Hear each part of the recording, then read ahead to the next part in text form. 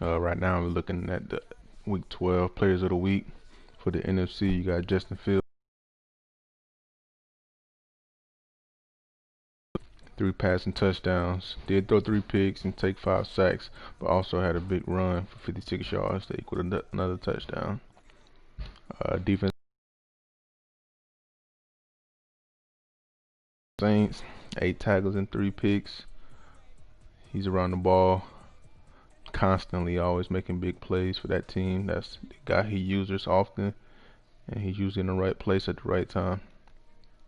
AFC Offensive Player of the Week is Pooka Williams, 20 carries, 305 yards, averaging 15 yards a carry. Right, got 4 touchdowns. Also had a reception for minus a yard, but that didn't matter when you got 300 yards on the ground. Big day. AFC player on the defense is Zach McClain. Pretty sure he's new to the Patriots defense from the offseason this year. Right up 3 sacks, 3 tackles, an interception, and a touchdown. So big week for him. Another monster that added to that defensive box. Somebody to catch the picks right behind Chason that's getting all the sacks. We get into some of the games real quick.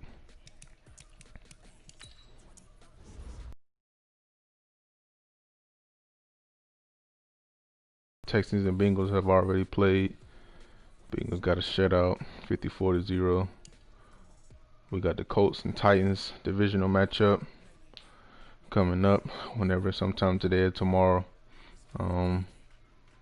Colts, dinking and dunking, running the ball type of team. Got some young players on the defensive side as well. Titans is great at running the ball as well as throwing passes. Bryce Young is a very efficient passer, especially when he gets it going. Can really light up the scoreboard. Got 3 big time receivers. All around good team, great defensive team. I like it. I got a Titans win by 2 to 3 scores. The Colts can slow things down. I've seen him done it. He's done it against me before. Slow things down, make first downs, and control the game on the ground, and let Kyler Murray make some big time throws when needed. But I think it'll be too much Titans for the Colts, so I got the Titans in this one. Jets and Chiefs played earlier. I got to watch a little bit of it. It was actually closer than the final score for 3/4 of that game. It was a good defense game early. Big plays all over the place by the Jets. I seen the Ruggs got loose deep ones. Let me see, just check the stats. No point in me guessing, trying to remember. Andrews had 244 in the air, 2 passing touchdowns, did throw 3 picks. Mahomes had 144 yards in the air with a touchdown, and he did throw 2 picks. Keanu Andrew led all ground men with 8 carries for 118 yards and 2 touchdowns. Donnelly had 2 carries for 96 yards and a touchdown. Pooka Williams held probably at a season low, average 14 carries for 19 yards, couldn't get it going at all. Receiving Michael Pittman, 4 catches for 118 with a big long pass play down the seam for 92-yard touchdown. Ruggs had the deep ball. Pooka Williams was efficient in the passing game. Bad running game for him, but he was efficient in the passing game. Defensively, Jeff Gladney led all the way with tackles with 9. Terrell Lewis led sacks for the Jets with 3, and Court Williams also added 2 sacks for the Chiefs. Had an interception by Michael Parsons and an interception by Jamal Adams. And for the KC, you had Warren Thornhill with a pick. I think he notched his 10th interception on the season. Ronnie Harrison had an interception, and Anthony Jennings. All right, you got Falcons versus Lions. Bunny versus Noob. I definitely going to take the Falcons in this game. Noob will be too much. It'll be too much consistency from them as far as the defensive and offensive game. I think it'll be still be close though. I like it to be a 10-point game at max. I just think his team would be too good for the Lions roster. You know, the run game mixed in with a couple of passes because I'm big plays here. Got a feeling he'll catch an interception or two. Bunny, you know, Bunny's gonna blitz you. Bunny's gonna run QB power. He's gonna run jet sweep. He's gonna run QB dive. Then he's gonna run QB power. And he's gonna run QB dive. Then he's gonna throw it deep. So you gotta stay on your toes with Bunny. Most of the time you know what's coming.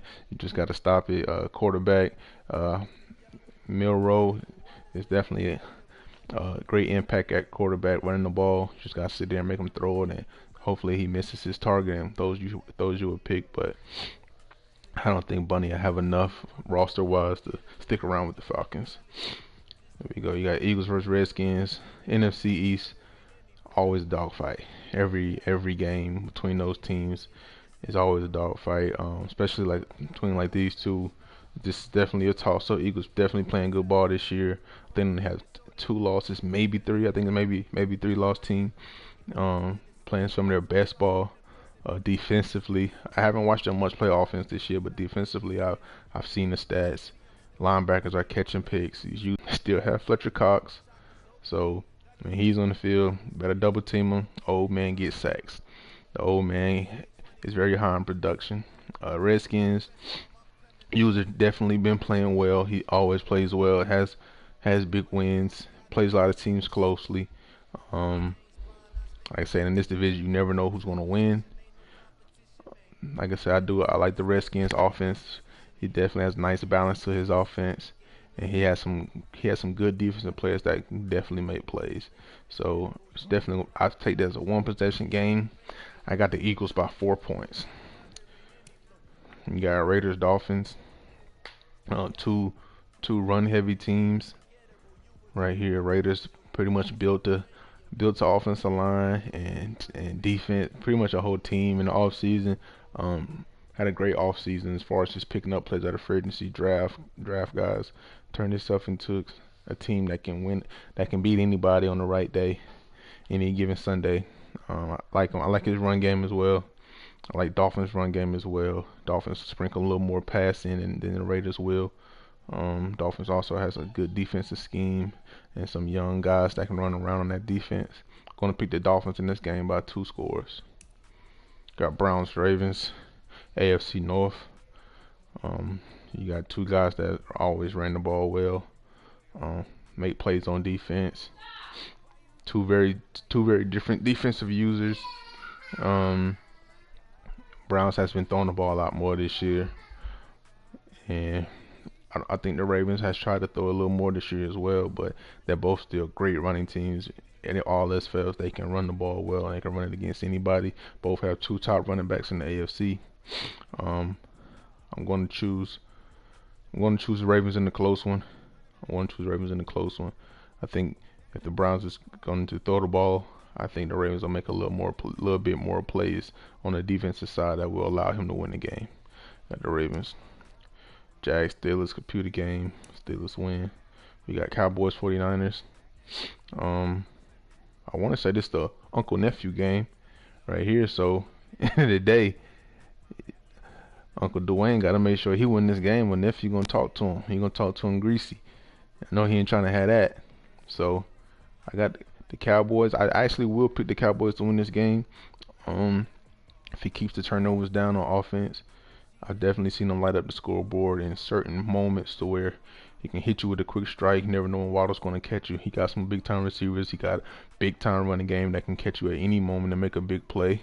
So I think his offense is going to be the key to him actually winning this game, because the 49ers can make plays as well. Very streaky team. They got very high and they got very lows. I definitely pick him to be very high this game because he will be playing his uncle. But at the end of the day, I'm going with the better roster, more superstars, better run game, better running backs. I'm going with the Cowboys right here by 6 points. Got Saints, Panthers. Don't know much about the Panthers user. I know he I know he has a good quarterback with Trevor Lawrence. Haven't seen him play much. Think he has one win on the season. Played against the Saints. Remember that game well. Like you said, he's gonna make plays defensively, playing man to man. He's gonna run around with Gardner. So I definitely expect Gardner to have a pick or two in this game. And you know Saints is gonna run the ball like crazy. It's gonna break. There's nothing you can do about it. It's gonna catch you. Good running back in Tyree. I got the Saints by 14 points. Seahawks Cardinals. This game get played. This would be a great NFC West game right here.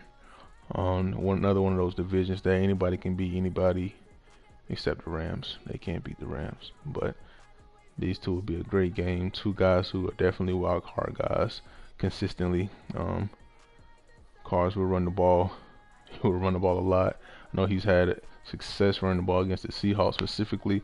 I know he had like a 350 plus yard game against the Seahawks, so it's going to be Seahawks' job to try to maintain that ground game, make the Cardinals put in the air. Seahawks can get turnovers. I've seen him create turnovers, but he's definitely known for his offense, throwing the ball deep, making big splash plays. Fields can make dynamic plays with his arm and more so with his feet.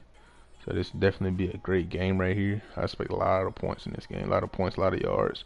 But I'm gonna have to stick with the Cardinals in the run game. You got Bills, Packers, game of the week right here. Dean's been second year back. Definitely been playing better ball than last season. I think he has, I want to say he's 8-3. Both of these teams are 8-3, I believe. So it's be a definitely big game. NFC North versus the AFC West. Two teams who think their divisions are the top of the league. Both can argue that they are, no doubt about it. Packers been playing great offense as well as good defense. They got a new quarterback in the trade with Tyree Jackson earlier on in the season. He's been making a lot of big time throws for their offense. The Bills says he has a new playbook. He's like, I haven't seen him play since he had this playbook, but I do know one thing about the Bills is running the ball with Jackson is always a success, especially that inside zone. Hit that B gap, catch you on the outside behind that block, and he's gone, man. In fact, probably one of the fastest running back, if not the fastest running back in our league. And if he gets 20 carries, he's definitely a 200-yard type of game if he gets those 20 carries. He does have Ackerman. I don't know if he's starting Ackerman or not. Ackerman has a big arm. I think his throw power is like 98, maybe 99. Throws can get wild at times because of that big arm. So we'll see if he can make the throws to win the game, because it's gonna probably need a little more than just Jackson. But as long as he got Jackson, that team is definitely strong offensively. And his defense, I think he got 3 to 4 superstar X factors on that defensive line. So Packers definitely have to deal with that. This is definitely gonna be one of those one possession games. It's all about who can create turnovers in this game. And I'm gonna have to stick with my old division. I'm going with the Bills over the Packers. Got Patriots, Vikings. A Vikings team that has struggled a little bit, not running the ball as well as they have been in the past. They definitely got some guys on defense that's going to make plays. Got some good corners, good DBs. Definitely got the pass rushers. So I definitely expect the Vikings to get after the quarterback for the Patriots with that pass rush. But at the end of the day, I don't think that his offense as well as his defense is going to hold up through 4 quarters against that Patriots offense. A single receiver going through this season in Schwartz. X-Factor quarterback, making big time throws every week. Can throw for 300, 400 yards at any time at a blink of an eye. Big play down the field. Hardman, Schwartz, Speeds is out there. Does have 2 solid running backs as well. Whenever he does need to run the ball, So I'm definitely going to stick with the Patriots here. Maybe 2-score game, maybe 3. But like you said, don't be surprised if Vikings make this one close, because that defense will make plays. But I got to stick to the 2-score. Patriots win. Here we go. CPU game for the Humble Beast. You got Giants, Rams. Another game of the week. Top 2 teams in the NFC. Definitely a big game for the Giants. It's a bigger game for the Giants than it is the Rams, because I want to say the Giants has 2 losses I think he suffered those 2 losses in the last 3 weeks, maybe 4 weeks.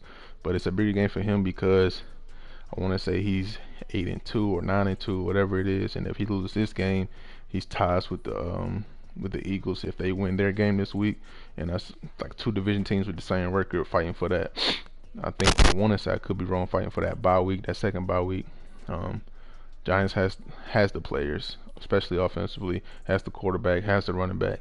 It's all about, can he get them going, and can he get them going early and often enough to get past that Rams defense. Very stingy defense. I think I want to say it's #1 defense in all major categories: yards and points. Not sure about turnovers, but especially yards and points. Giving up, they're not giving up much of anything on the ground. So we definitely see how they hold up against Saquon, or how Saquon does against them. Rams has been definitely passing the ball 10 times better than he has in the past. He's undefeated, and I think this is probably his best season, even though he won the Super Bowl last year. I think he's better this year than he was the year before, so that can be scary to say a guy who won the Super Bowl is better this year than he was the year he won it. But so with that defense and that offense, he has a nice balance, running attack. With their passing game now, I think he has 3 superstar receivers, 2 superstar running backs. Quarterback should be there by the end of the season if he can rack up some awards. So I'm going to have to go with the Rams in this game by 2 scores. We got Bears Bucks. 2 good defensive rosters. Bears is definitely run heavy. Hard for him to pass the ball this year. It hasn't had that type of quarterback to really just throw for 300 yards in the game. It's been running the ball. Coleman's back off injury, his second week back from injury. Pretty much the biggest source of offense. Me personally, in my opinion, I like to see him get Pollard back in the game. Try to mix some things up. Maybe put Cole in that receiver more. Let Pollard tote the rock. While Coleman was out, Pollard was the main guy of the offense. And I watched the Bears last game, and I don't think Pollard even had 1 touch. So that's definitely somebody you got to get back involved in the game. Very fast running back with a superstar ability. So I think the Bears definitely going to need him and get him activated back into his scheme. The Bucks, everybody knows the roster. It's a crazy roster. Got players all over it, speed all over it. It's all about, can he get his passing game going early, because he does have a young quarterback that's not quite there yet, the way if he still had Justin Fields on that team. But I think he can make plays. I think he can run the ball well. He has a good under center play action passing game. I think he can get it activated. I think it's going to be a very, very close game. I'm going to give the edge to the Bears. I think he'll pick it up offensively this week, and his defense always comes to play and be ready. So that's over with and done for the schedule. So here we go, get into some stats.